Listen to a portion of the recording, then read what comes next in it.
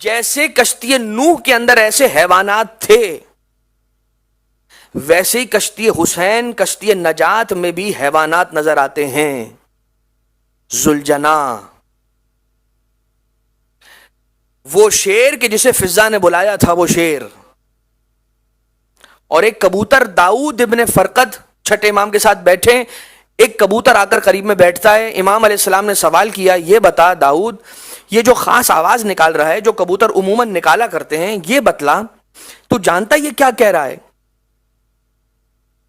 کہا میں آپ پر فدا ہو جاؤں، میرے ماں باپ آپ پر قربان ہو جائے، میں نہیں جانتا.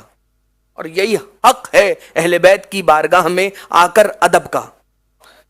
فرمایا کہ یہ اس وقت قاتلان حسین پر نفرین کر رہا ہے. اے داؤد، ان کا خیال رکھنا، ان کی غذا کا خیال رکھنا، انہیں اپنے گھروں میں پالنا. یہ وہ حیوانات ہیں. میں آپ کی خدمت میں کیا عرض کروں کہ یہ حیوانات اچھے تھے ان اشقیاء سے کہ جنہوں نے اہل بیت کے بچوں پر بھی رحم نہیں کیا.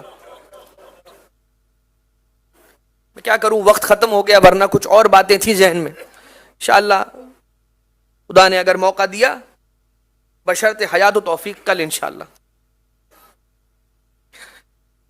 یہ حیوان ان انسانوں سے جو انسان نما درندے تھے، زیارت ناہیہ میں جا کر پڑھیے گا کہ زیارت ناہیہ یہ کہتی ہے، زیارت ناہیہ یہ کہتی ہے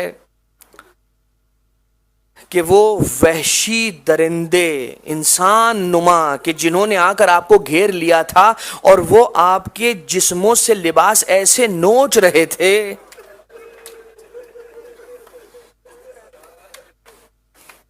کون کون نہیں تھا کہ جس نے امام حسین علیہ السلام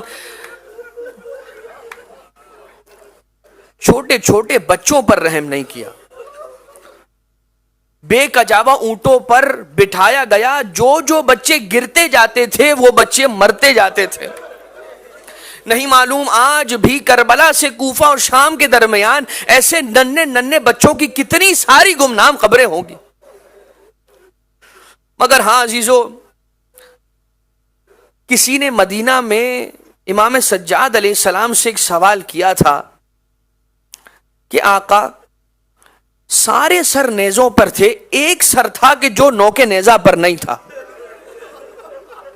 یا یہ سوال تھا یا یہ سوال تھا کہ سارے سر جو ہم نے دیکھے وہ زخمی تھے، مگر ان سارے سروں میں ایک ایسا سر تھا کہ جس سے زیادہ زخمی اور کوئی سر نہیں تھا.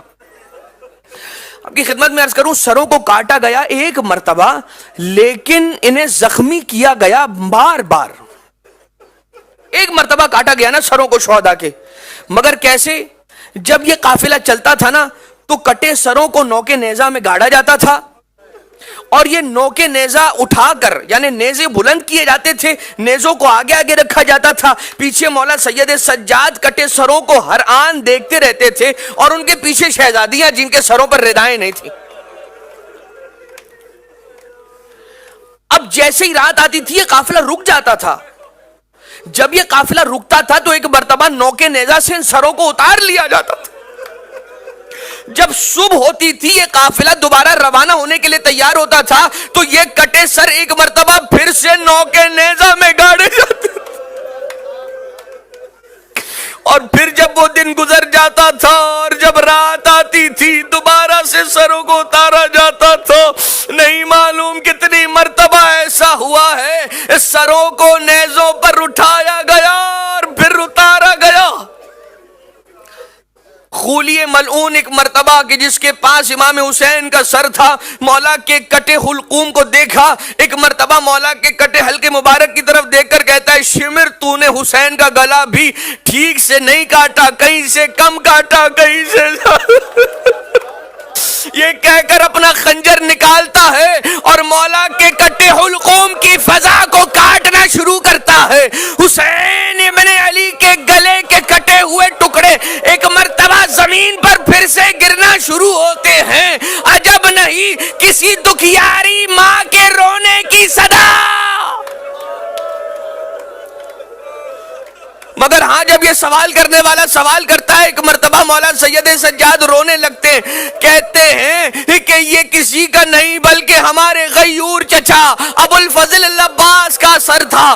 جیسے ہی نوکے نیزہ پر اٹھایا جاتا تھا، جیسے ہی عباس کے سامنے بیبیوں کے بے مکنا سر آتے تھے، عباس برداشت نہ کر سکتا تھا، عباس کا سر زمین پر آ جاتا تھا۔ ایک مرتبہ شمر ملون آگے بڑھا، بالوں سے رسی کو باندھا، عباس کا سر گھوڑے کی گردن میں ڈالا۔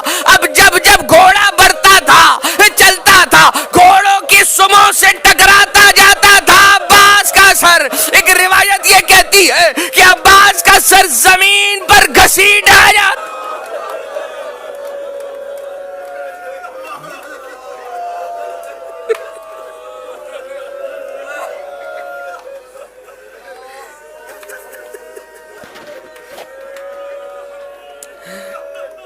اللہ ولعنت اللہ علی القوم الظالمین وسیعلم الذین ظلموا علی محمد ای منقلب ینقلبون۔